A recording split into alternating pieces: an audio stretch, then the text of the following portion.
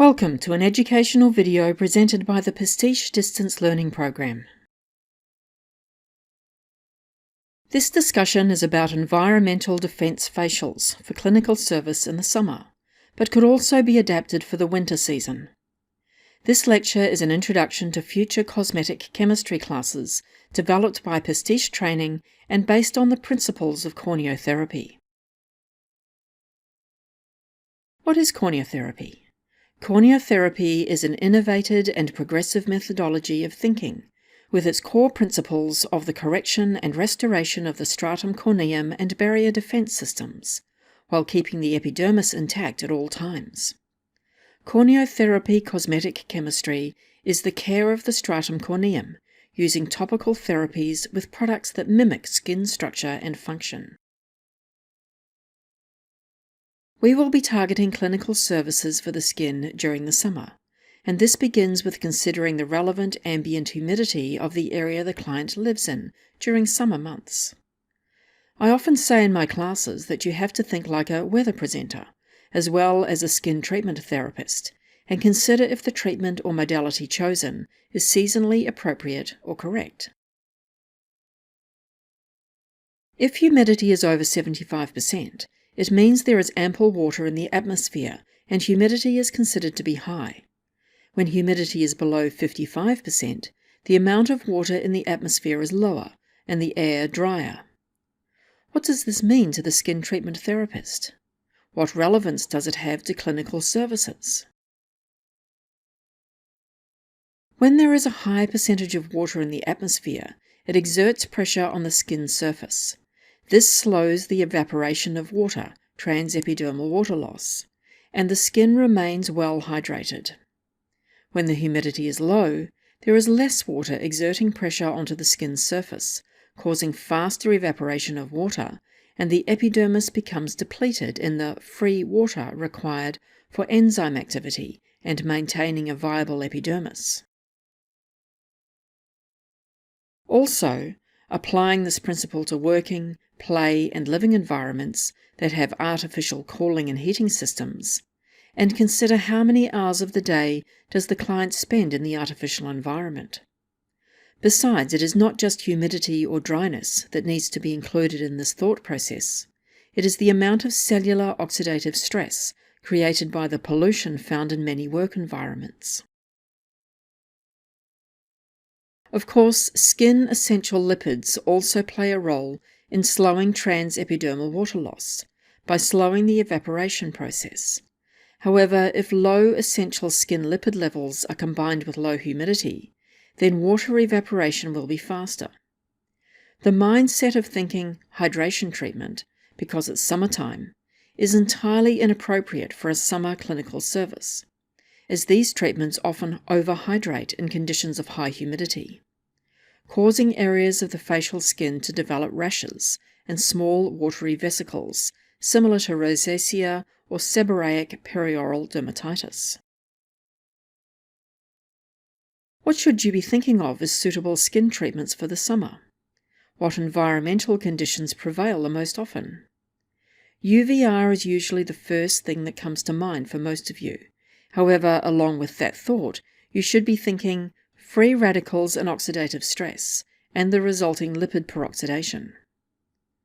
Skin is unable to withstand these oxidative events, especially when combined with damaged or aging cells and loss of skin barrier defense systems, resulting in a compromised skin that will be susceptible to allergens and pathogens. Oxidative stress is the loss of both oil and water-soluble antioxidants within the immediate environment around the protective cell membrane. Examples of these are vitamin E, alpha-lipoic, also known as thioctic acid, omegas 3 and 6, and vitamin A, in the form of retinol palmitate, and beta-carotene as the best-known pro-vitamin A carotenoid, vitamin C, and glutathione. Although vitamin E abounds in quantity, it is a very poor antioxidant, and can only neutralize a small number of free radicals before becoming inactive. Vitamin C reactivates vitamin E, and therefore without vitamin C, the cell has lost an important antioxidant, vitamin E, leaving it susceptible to oxidative stress. This compounded loss of vitamin E then leads on to lipid peroxidation, which is a deterioration of the phospholipids that make up 45% of many skin cell membranes, such as the keratinocyte and melanocyte. Oxidative stress is the earliest form of cellular damage caused by exposure to UVR and subsequent sunburn. There are many other forms of cellular damage created by UVR that are more serious and cause skin cancer. However, when talking to clients, keep it simple. To change a conventional skin treatment into one that protects the skin from the environment, what are the actives required to make a difference? Consider free radicals and the ensuing oxidative stress and lipid peroxidation that follows. What actives commonly negate the action of a radical, of course? It is the antioxidant and flavonoids group. The relative importance and interactions between different antioxidants is a complex area, with the various metabolites and enzyme systems having synergistic and interdependent effects on one another. The action of one antioxidant may depend on the proper function of other members of the antioxidant system, and the amount of protection provided by any single antioxidant.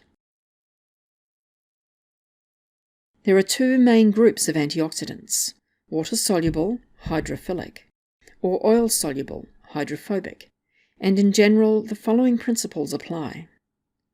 Water-soluble antioxidants react with oxidants in the cell, intracellular, and outside the cell, extracellular, and lipid-soluble antioxidants protect cell membranes from lipid peroxidation and work in synergy with the water-soluble group. Not all enzymes, proteins, vitamins, and metabolites can be used as actives in cosmetic chemistry. However, what should be understood is what specific cells of various systems require to function efficiently.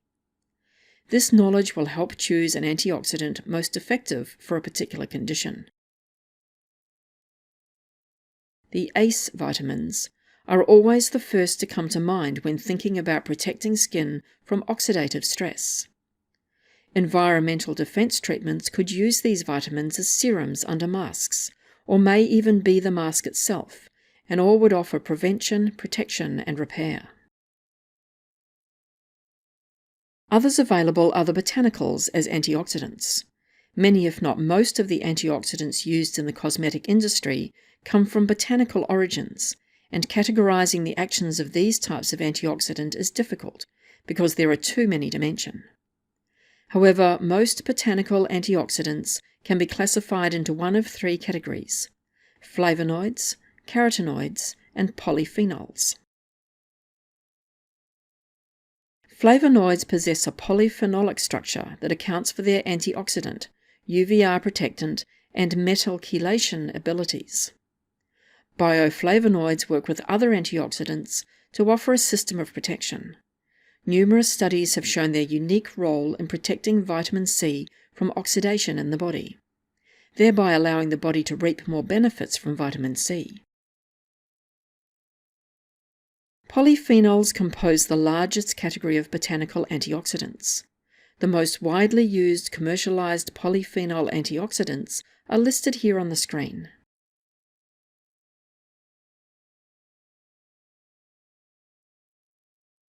Xanthones exhibit a strong antioxidant activity and are considered to be more potent than both vitamin C and vitamin E. Often referred to as the super antioxidants, xanthones have been found to support and enhance the body's immune system.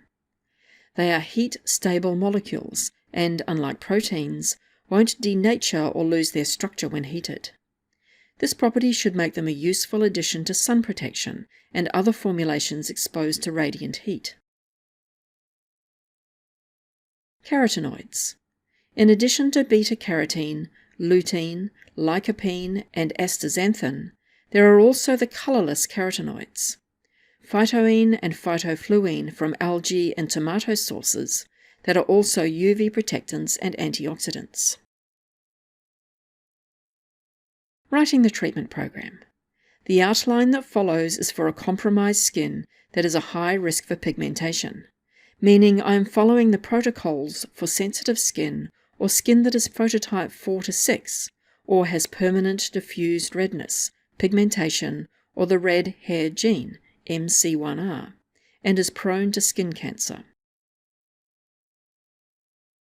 After the usual preparatory phase of cleansing and saturating and hydrating the stratum corneum with your post-cleanser lotion, apply the antioxidant serums of your choice.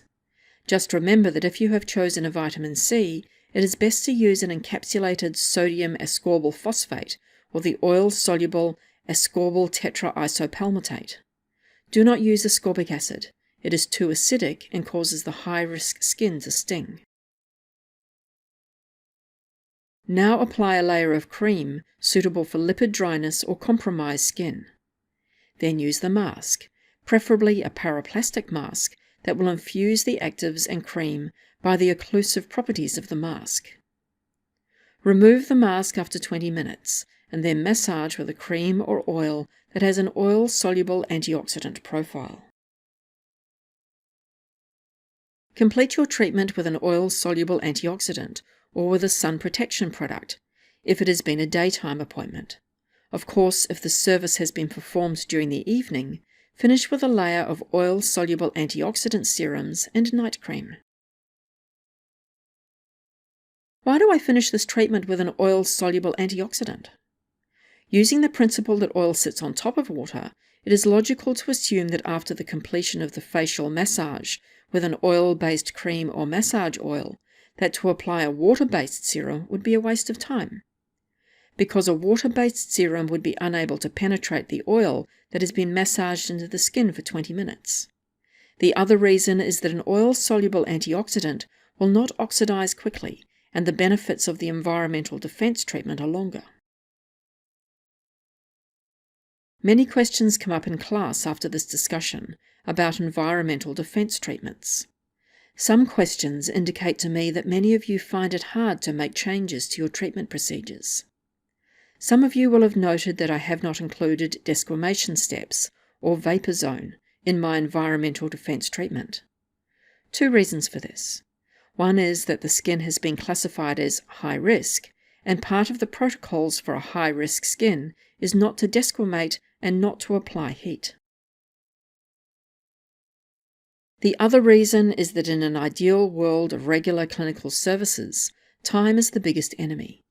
If treatments were longer than 30 minutes, it becomes cost prohibitive, and we want this treatment to be affordable so the client will have them regularly. For environmental therapies to be effective, they need action every 2 weeks.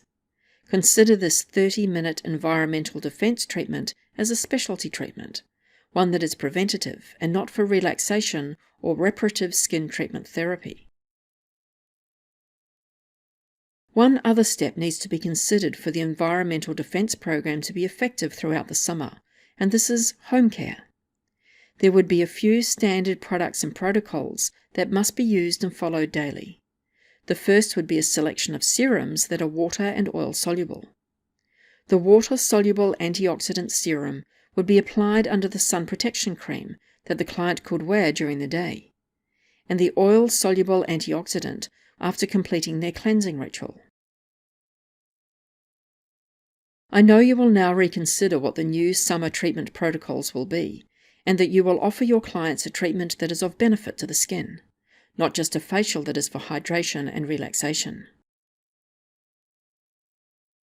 There are many specialist subject distance learning classes available from pastichetraining.com, and many articles to be read. Also, there are wonderful books and educational posters available from virtualbeauty.co.nz. I look forward to seeing you in my virtual classroom very soon. Goodbye for now.